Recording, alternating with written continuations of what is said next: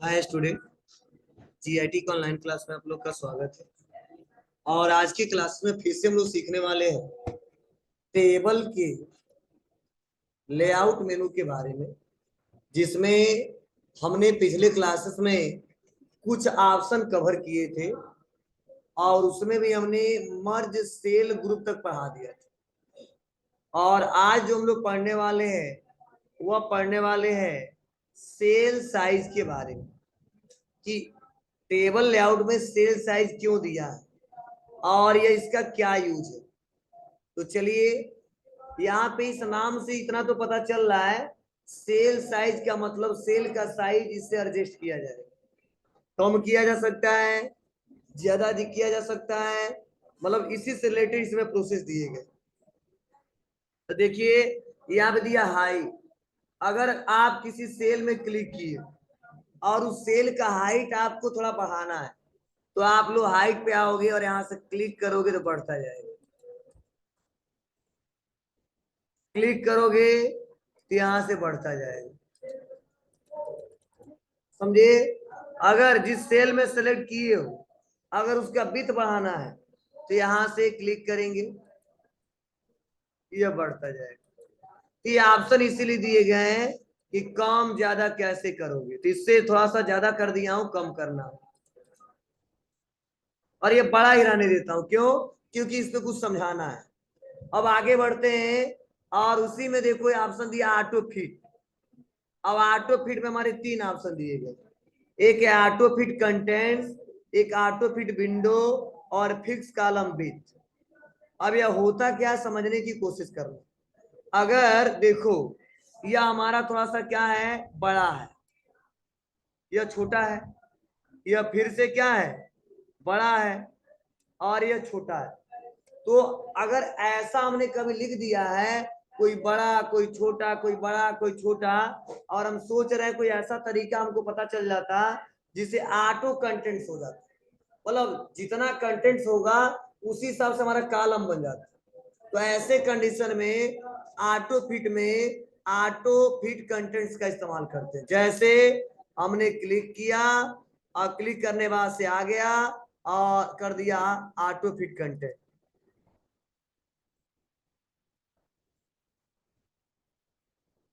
छोटा नहीं हुआ, जितना इसका विड्थ चाहिए था उसी हिसाब से फिट हो गया, समझे।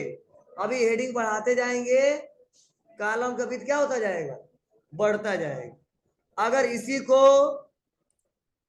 ऑटो फिट विंडो, मतलब ये विंडो जितना बड़ा उसके हिसाब से करना है तो यहाँ पे ऑटो फिट विंडो कर देंगे, बड़ा हो जाएगा। और ऑटो फिट कंटेंट कर देंगे तो ऑटो फिट कंटेंट के हिसाब से आ जाएगा। और अगला है फिक्स कॉलम विड्थ, कॉलम के विड्थ के हिसाब से आएगा, जितना कॉलम का विड्थ है उसी हिसाब से दिखेगा, जो है उतना है ही है। तो ज्यादातर इसी दोनों का इस्तेमाल करते हैं, फिट विंडो और ऑटो फिट कंटेंट्स, क्योंकि यह वाला तो पहले से फिट होता है, जितना कम ज्यादा करना होता है उतना करते हैं। अब को सर समझ में नहीं आया तो चलो मैं इसको नए सिरे से बताता हूं, जिससे और भी अच्छे समझ में आए। परेशान कर दोगे हमको भी। इंसर्ट पे आते हैं, टेबल पे आते हैं। अब टेबल इंसर्ट करा दिए ना, बोलो। और टेबल इंसर्ट कराने पर लेआउट में आ गए, और लेआउट में आने के बाद से हम कर दिए क्या, ऑटो फिट कंटेंट, छोटा हो गया। अब देखो लिखते जाएंगे, हम लिखेंगे क्या, प्रोडक्ट आईडी बढ़ गया अपने आप। उसके बाद से टैब लिखूंगा, कस्टमर नेम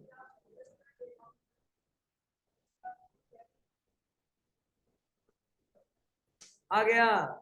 उसके बाद से ऑर्डर डेट और क्वांटिटी, बोलो। मतलब जितना हमने लिखा है उसी हिसाब से क्या हुआ है, वो कम ज्यादा हुआ है। अब टैब बटन दबाएंगे तो उसी हिसाब से ही वे करेगा। लेकिन वही हम सोच रहे नहीं, जितना ये बड़ा है उतना बड़े में आ जाए, तो क्या करेंगे, बोलो, ऑटो फिट विंडो। अभी समझ नहीं आया, चलिए। अब ये भी पढ़ा दिया हूं। नेक्स्ट अगला ऑप्शन है यहीं पे डिस्ट्रीब्यूट रो, और यहाँ पे दिया डिस्ट्रीब्यूट कॉलम। अब इन दोनों का यूज क्या है यह समझिए। देखो इस दोनों का इस्तेमाल हम वहां पे करेंगे जब हम लोग रो को इक्वल दिखाना हो और कॉलम को भी इक्वल दिखाना हो। अब रो कॉलम इक्वल दिखाने का मतलब क्या है, जैसे देखो इस कॉलम का बीच हमने इतना किया और इसका इतना बड़ा है, क्या दोनों का इक्वल कॉलम का बीच है क्या? इसका कम और इसका ज्यादा, इसका ज्यादा इसका कम। अब मैं सोच रहा हूँ यह फर्स्ट वाला जो है और जो सेकेंड वाला है, इन दोनों का कॉलम के बीच क्या होना चाहिए? इक्वल होना चाहिए, बराबर बराबर होना चाहिए। तो आप इस्तेमाल करेंगे डिस्ट्रीब्यूट कॉलम। कर दो,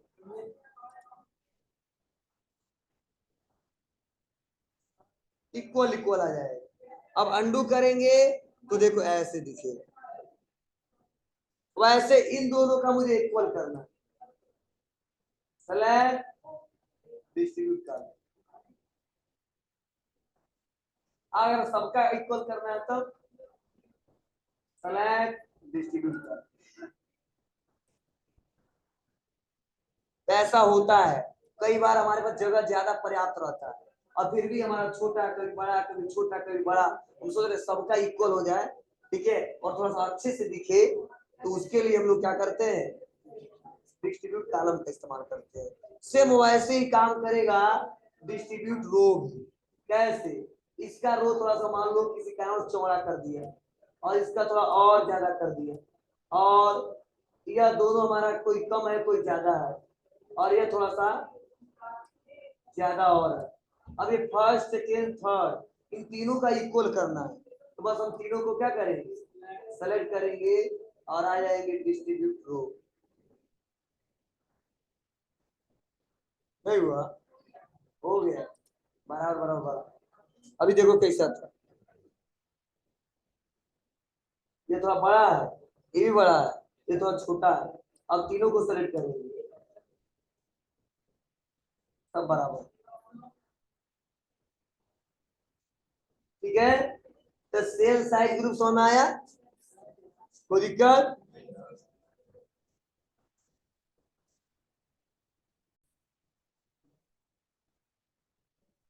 चलिए आगे बढ़ते हैं। अलाइनमेंट। अब देखो अलाइनमेंट तो पढ़ाए आपको, कितने अलाइनमेंट? चार। पढ़ गया, इस पे चर्चा भी की थी और एक टीचर का एग्जांपल भी दिए अलाइनमेंट, ठीक है, इतना लिख भूल गया। अलाइनमेंट हमारे चार, कौन कौन से? लेफ्ट राइट सेंटर और सेंटर, ठीक है। लेकिन ध्यान देना, जब टेबल में आते हैं तो इसमें अलाइनमेंट देखो 9 दिया है, कितना दिया है? 9। देखो मतलब ध्यान देना, यहाँ पे 9 का मतलब यह है कि जब हम लोग क्या करते हैं, यह हेडिंग बनाया तो देखो इसका बीच क्या है, जो हाइट है थोड़ा ज्यादा है ना, तो इतना ही बड़ा रखना चाहता हूँ, तो देखो इसमें क्या क्या कर सकते हैं। इसको रजिस्ट्रेशन जो नंबर है इसको टॉप पे लेफ्ट रख सकते हैं, टॉप पे सेंटर में रख सकते हैं, और टॉप पे बॉटम। तो 3 यह हो गए। फिर से रजिस्ट्रेशन नंबर को top centre, middle centre, bottom centre, या टॉप राइट, मिडिल राइट और बॉटम राइट, ठीक है। इसके लिए देखो यहाँ पे 9 ऑप्शन दिया गया। तो देखो इसका जरूरत कब पड़ेगा? जब हमारा हाइट थोड़ा ज्यादा होगा और उस हेडिंग को थोड़ा सा सेंटर में लाना होगा, या बॉटम में करके दिखाना होगा, या टॉप पे करके दिखाना होगा, वहां पे करेंगे। देखिए अगर हमारा हेडिंग को बड़ा नहीं है तो, अब इतना ही पे है तो इसमें से कोई ऑप्शन इस्तेमाल करेंगे तो काम नहीं करेगा। हाँ, जो आपकी इच्छा हो जिसमें।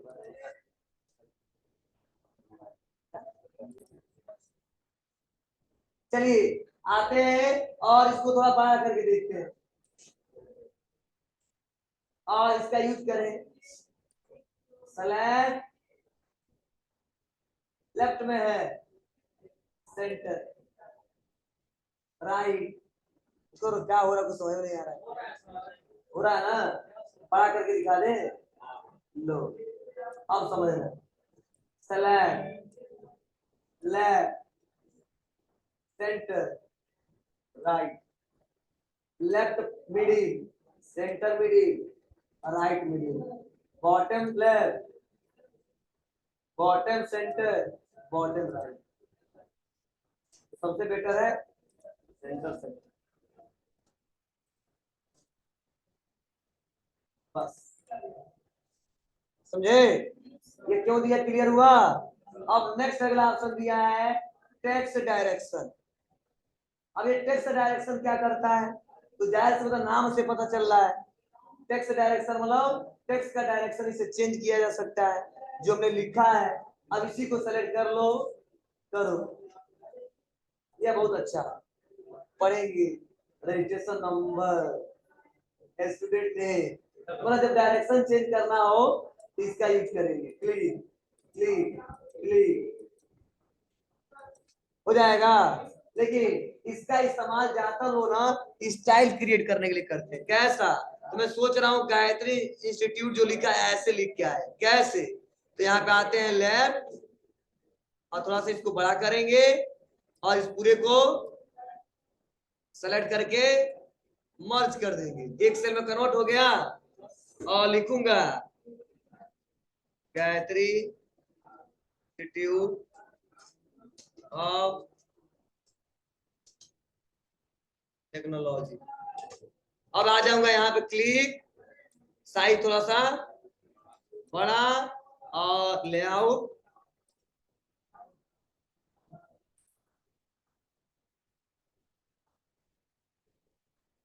समझे, ऐसा देखियो कि किसी बुक में, ज्यादातर बुक में मेंशन रहते हैं, तो ऐसे स्टाइल अगर क्रिएट करने हो तो वहां पे इस ऑप्शन का यूज करके हम लोग कर सकते हैं। हो जाएगा बाबू।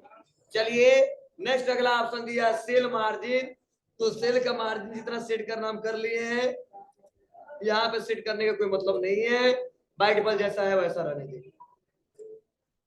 अब आगे बढ़ते हैं, अगला है शॉर्ट, और यह मैंने पढ़ा दिया आपको, बोलो कब, होम टाइम में short A to Z Z to A, और कल ही रिवाइज किए थे, कल परसों फिर से नहीं पढ़े हो, ए टू जेड या Z to A, ascending order रखना है या डिसेंडिंग आर्डर रखना है, पढ़े हो ना। तो वही देखो रजिस्ट्रेशन नंबर के हिसाब से है 4142, 4253, 4254 और 4235, और इसको असेंडिंग आर्डर में रखना है, तो क्या करेंगे, सेलेक्ट सॉर्ट, तेरा पूरा मर्ज हुआ है ना, तो मर्ज को हटाओ, जब तो मर्ज रहेगा तो काम नहीं करेगा, समझिए भाई क्या करना है, बस। अब इसको सेलेक्ट और आ जाएंगे 100, असेंडिंग आर्डर लोला जी, हो गया। अब क्या आया, 4142, 4135, 4253, 4254, हो गया सिस्टमेटिक तरीके से, अलग अलग था, इधर उधर था, नाम भी चेंज हो गया, डाटा भी चेंज हो गया, सारा ऑटोमेटिक एडजस्ट हो गया। अगर नाम के हिसाब से करे तो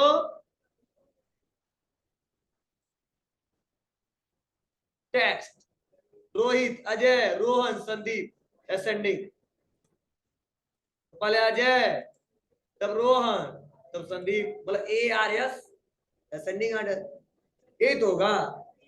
और डिसेंडिंग कर देंगे तो ये सारे, बोलो, तो ऐसे आप आसानी तरीके से इसका प्रयोग करके देख सकते हैं। रोटेट करना है जी, क्या रोटेट करना है, टेक्स्ट, तो बस सेलेक्ट कर लो, बताइए,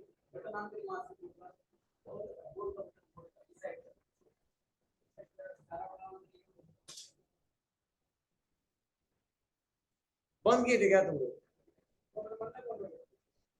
अच्छा दबा दबा के, चलो यहाँ पे आते हैं, डायरेक्शन चेंज करना बाबू, यहां से सेलेक्ट करके डायरेक्शन चेंज कर लेंगे, बस हो गया। और नेक्स्ट अगला ऑप्शन दिया डाटा में रिपीट हेडर रो। अब रिपीट हेडर रो का यूज क्या है?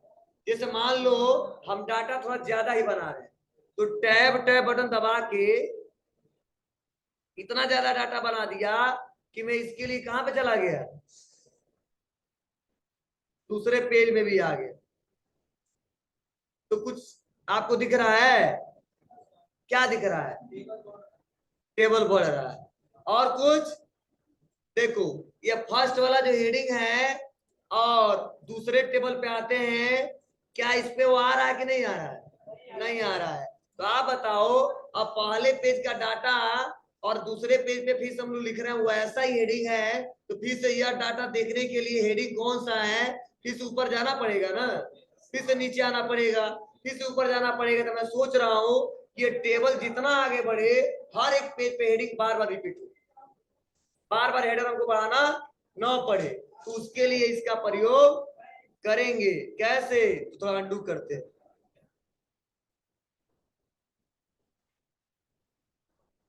अब देखो, मैं इस हेडिंग को क्या करूंगा, सेलेक्ट कर दूंगा। और जब सेलेक्ट करूंगा तो हाईलाइट हो जाएगा। अगर सेलेक्ट नहीं करूंगा तो देखो, यहाँ पे बाहर क्लिक किए हाईलाइट नहीं है, लेकिन यहाँ पे क्लिक किए हाईलाइट हो गया। मतलब इस हेडर पे क्लिक होना चाहिए, देखो यहाँ पे क्लिक किया नहीं हुआ, क्यों? तू समझ गया हेडिंग नहीं है, लेकिन यहाँ पे क्लिक करें तुरंत हाईलाइट हो गया। तो कोई बात नहीं, इसी को रिपीट कर दो, सेलेक्ट रिपीट हेडर रो। अब आएंगे लास्ट में और देखो टैब बटन दबाते जाएंगे, देखना दूसरे पेज पे हेडिंग आ जाएगा।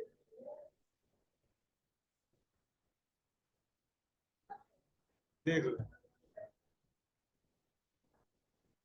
तो फिर से फायदा यह है कि ये कौन सा डाटा है यहाँ पे देखना नहीं पड़ेगा।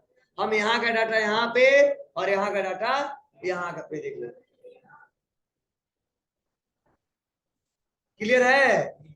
चलो, और नेक्स्ट अगला ऑप्शन दिया इसमें, कन्वर्ट टू टेक्स्ट। मतलब अगर जो डाटा टेबल में बना है, ये टेबल में जो बना है, टेबल को एक बार में हटा के टेक्स्ट में कन्वर्ट करना है, इसके लिए करेंगे कन्वर्ट टेक्स्ट टू, बस ओके। टेबल एक बार में गायब हो जाएगा, मैटर ऐसा आ जाएगा, हो जाएगा।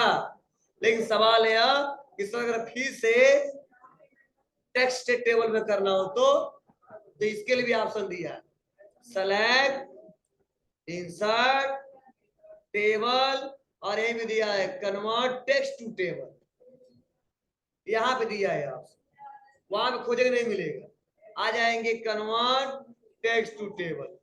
अब कह रहा है कितना रो कितना, जितना है उतना ही लेने दो, ओके।